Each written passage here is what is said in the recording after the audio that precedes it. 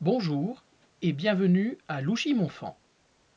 L'église Saint-Pourçain que nous vous proposons de visiter tient son nom d'un ancien esclave devenu abbé, Porcianus, qui a vécu au 5e siècle.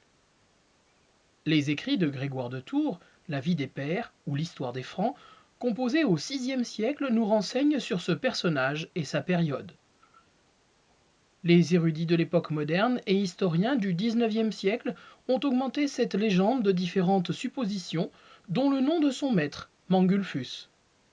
Selon les nombreuses variantes, Porcianus gardait les porcs de ce riche propriétaire sur les terres de Louchy. Régulièrement maltraité, le jeune esclave avait pris l'habitude de se réfugier au monastère voisin. Tout aussi régulièrement, il était repris par Mangulfus qui le ramenait au domaine. Un beau jour, sur le chemin du retour, celui-ci fut frappé de cécité et ne recouvra la vue que par l'intervention miraculeuse de son esclave qui apposa les mains sur son visage. En signe de gratitude, le maître affranchit Porcianus, qui décida alors de devenir moine. Les textes anciens ne donnent pas le nom du monastère où il trouva refuge, mais selon les écrits d'un religieux du XVIIe siècle, il aurait pu s'appeler Mirande ou Mirandance. Les guérisons miraculeuses se poursuivant, Porcianus bénéficia bientôt d'une grande renommée et devint abbé du monastère. Contemporain de Benoît de Nursie, on raconte qu'il aurait rencontré le créateur de la règle bénédictine et l'aurait appliquée à sa propre abbaye. Sa réputation fit de lui l'intercesseur désigné pour stopper la vengeance de Thierry, fils de Clovis, qui ravageait l'Auvergne rebelle. Au camp du roi, l'abbé accomplit un nouveau miracle, en terrassant d'un signe de croix un serpent caché dans une coupe de vin. Voyant là le signe d'une intervention divine, Thierry, nouveau roi des Francs, abandonna son expédition punitive contre la région. Porcianus mourut peu de temps après cet événement qui eut lieu en 522. Si l'on connaît la date de l'intervention militaire de Thierry en Auvergne, on ignore la date de la mort de Porcianus. 2 années sont souvent avancées, 527 et 532. Le jour de la Saint-Pourçain, le 24 novembre, fixe la date du décès du saint abbé dont le monastère et la ville qui s'est développée autour portent le nom. Revenons maintenant à l'édifice qui se trouve devant vous. D'extérieur, la silhouette de l'église est assez trapue. Le bâtiment est surmonté par un clocher court. La toiture, qui surmonte un massif octogonal, remplace très certainement une ancienne flèche de pierre, comme on en retrouve sur les églises de Saulçay, du Teil ou de la Fline. L'église en elle-même est très simple. Un plan rectangulaire qui se devine de l'extérieur, adjoint d'une chapelle très visible sur l'angle nord-ouest. Vous remarquerez en façade ce porche en bois, appelé cactoire, qui servait d'auvent pour abriter les bavards. Ces structures charpentées sont très répandues dans le Bourbonnais. Vous pourrez notamment en retrouver sur les églises voisines de Saulçay ou de Chareil. Le cactoire de Louchy est traditionnellement daté de la fin du Moyen Âge. Rendez-vous à présent à l'intérieur de l'édifice pour poursuivre la visite. En entrant, attention à la marche. Une minuterie se mettra en route pour vous apporter l'éclairage et vous rendre la visite plus agréable. Si d'aventure la lumière venait à s'éteindre, il vous suffira de retourner à l'entrée pour qu'elle se rallume. L'intérieur de l'église est divisé en 3 parties. Une courte nef centrale de 2 travées, flanquées de bas-côtés. La nef et le transept, voûtés en berceau brisé, datent de l'époque romane. Et le bâtiment a été agrandi au XIVe siècle par la réfection du chœur et l'adjonction de bas-côtés. Malgré l'époque de ces constructions, les bas-côtés sont voûtés d'arêtes, dans la continuation des techniques de l'époque romane. Seule l'abside a reçu une voûte d'ogive.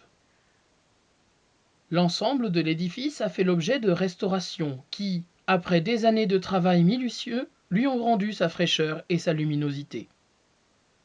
Sur le mur de droite, au-dessus de vous, une peinture originale présente une scène d'amende honorable. Un pénitent est traîné par un moine, la corde au cou, vers un crucifix grandeur nature. Ce genre de représentation est extrêmement rare, Et, si l'acte de pénitence publique est connu par les archives, il ne nous a pas été permis de trouver un parallèle dans les décors peints de la région. Les détails de la peinture nous permettent de décrire le moine comme un frère mendiant, peut-être un cordelier. La robe de bure est caractéristique de cet ordre dont un couvent se trouvait à Saint-Pourçain jusqu'à la Révolution. La représentation du Christ est assez déhanchée, et la croix présente l'aspect d'un tronc à peine dégrossi avec la naissance des branches. On parle d'une croix écotée. La différence d'épaisseur des enduits témoigne que cette scène a été rajoutée sur un premier décor de frise qui soulignait les arcs. De l'autre côté de la nef, le crucifix est une œuvre contemporaine d'un artiste de la montagne bourbonnaise. Il remplace l'ancienne croix placée sur l'arc triomphal, dont subsiste un visage d'angelot à la base de la croix. En avançant, vous gagnerez la croisée du transept. Sur votre droite, les décors de la voûte et des murs datent du XIXe siècle et laissent apparaître sous le décor au pochoir, à droite de la fenêtre, une croix de consécration plus ancienne, datant peut-être de l'époque gothique. L'arc séparant la croisée du bras sud du transept porte de très beaux rinceaux fleuris. À l'entrée du chœur, servant aujourd'hui de marche, on distingue une pierre tombale d'époque gothique. D'après la représentation, il peut s'agir d'une femme qui, à en juger par sa coiffe, serait morte au XIVe siècle.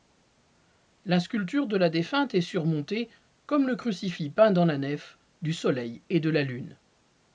Le texte qui entoure la pierre tombale n'a malheureusement pas été déchiffré. Dans le bras nord du transept, l'ensemble de peinture est le plus important de l'église. Sur le mur est, un groupe, très lacunaire, représente l'adoration des mages. À droite, au premier plan, la Vierge à l'Enfant est assise derrière une table ronde. En face d'elle, un des rois mages, tête nue et vêtu de rouge, est agenouillé. Les pieds de l'enfant Jésus sont encore très nettement visibles, tout comme les cadeaux posés sur la table. Au-dessus de la Vierge, en arrière-plan, l'homme est probablement Saint Joseph. Il semble qu'un personnage lui tende la main. S'agit-il d'un autre des rois mages ? Un troisième personnage derrière la grande lacune du décor porte un pourpoint vert et de longues chausses noires. Il est coiffé par un chapeau, dont la forme évoque le couvre-chef posé par le mage agenouillé au pied de la Vierge. Il manque malheureusement une grande partie de la peinture. Le personnage du fond peut être le troisième mage, ou bien ce dernier pouvait être représenté dans la partie disparue. À l'arrière-plan de la scène, une fenêtre et une porte donnent un aperçu de la nature. Sur le mur nord, une ouverture redécouverte lors des travaux présente une série de dessins dans un enchevêtrement complexe. Du fond au premier plan, les peintures vont de la plus ancienne à la plus récente. Le personnage situé dans l'embrasure a visiblement recouvert un précédent décor. Au-dessus du fond rouge, un visage à demi effacé apparaît, nimbé d'une auréole. Extrêmement colorée, la figure qui recouvre ce personnage évoque Saint Pierre ou un religieux. La tonsure laisse des cheveux abondants et une barbe fournie. Il se repose d'une main sur une canne et de l'autre il tient un livre. Des taches claires dans le fond peint en rouge sont le résultat de la restauration. Il s'agit des traces de boucharde laissées lors de l'installation d'un nouveau décor, plus simple.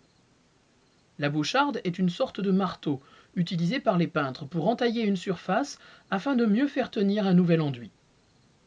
Les restaurateurs ont comblé les trous causés par ce traitement, mais ont déposé une peinture plus pâle pour qu'on la différencie de la couleur originelle. On distingue, au plus près de la fenêtre, une épaisseur d'enduit sur lequel est représenté un trompe-l'œil évoquant des pierres de taille, comme on en trouve un sur la fenêtre voisine. Entre les deux, une figure apparemment féminine est agenouillée, les mains jointes. Elle appartenait sans doute à un groupe, répondant à la présentation située à gauche de la fenêtre où deux personnages, visiblement des religieux à en juger par la tonsure du premier et leur tenue, se tiennent dans la même posture, à genoux et mains jointes. Il est impossible de dire qui est le saint dans la fenêtre, mais il est probable qu'il appartienne au même décor que les personnages agenouillés. Si tel est le cas, on peut raisonnablement imaginer que cette femme, et peut-être d'autres, était agenouillée en prière devant une autre représentation de saint ou de sainte, suivant la même organisation. Au-dessus du groupe des religieux, Un texte en latin évoque un défunt. Il manque malheureusement le nom du personnage, mais l'inscription a pu être déchiffrée. Entre les lacunes de la peinture et les abréviations en usage, on peut y lire Obiit, die vicesimo, millesimo, quadringentesimo, quinquaginta duo, eius anima requiescat, auquel on peut rajouter sans se tromper in pace, amen. Ceci est une formule classique indiquant la date du décès ainsi qu'un vœu de repos en paix. L'individu dont il est question est donc mort le 20e jour d'un mois dont le nom ne nous est pas parvenu, l'an 1452. Pour terminer votre visite, rendez-vous dans l'angle nord-ouest de l'église. Une chapelle privée, lieu de sépulture de la famille des Montbrun, conserve la dalle funéraire du chevalier Jacques de Montbrun, décédé en 1628, dont vous trouverez une transcription sur le pupitre à côté. Cette famille, qui possédait le château de la Motte dans le parc à côté, est probablement celle qui a fait construire cette extension pour servir de chapelle privée dans l'église voisine de leur propriété. Les décors peints au XIXe siècle ont retrouvé une fraîcheur et une netteté très agréables, et une peinture plus ancienne a pu être restituée dans l'angle de la chapelle. Datant probablement du XVIe siècle, elle représente un évêque, coiffé d'une mitre et tenant une crosse. Il est difficile de distinguer les détails, mais il semble tenir une palme dans sa main droite. À ses pieds, on devine une inscription en vers. Claudius, le désignant comme Saint Claude, évêque du 7e siècle ayant abandonné sa charge pour se retirer dans un monastère. Il peut s'agir d'une référence à un prénom couramment donné dans la famille des Montbrun selon une tradition fréquente. En dessous de la représentation du personnage, un blason, malheureusement illisible aujourd'hui, portait peut-être les armes de cette famille. Espérant que ce commentaire vous ait plu, nous vous souhaitons une bonne fin de journée et vous remercions de votre visite.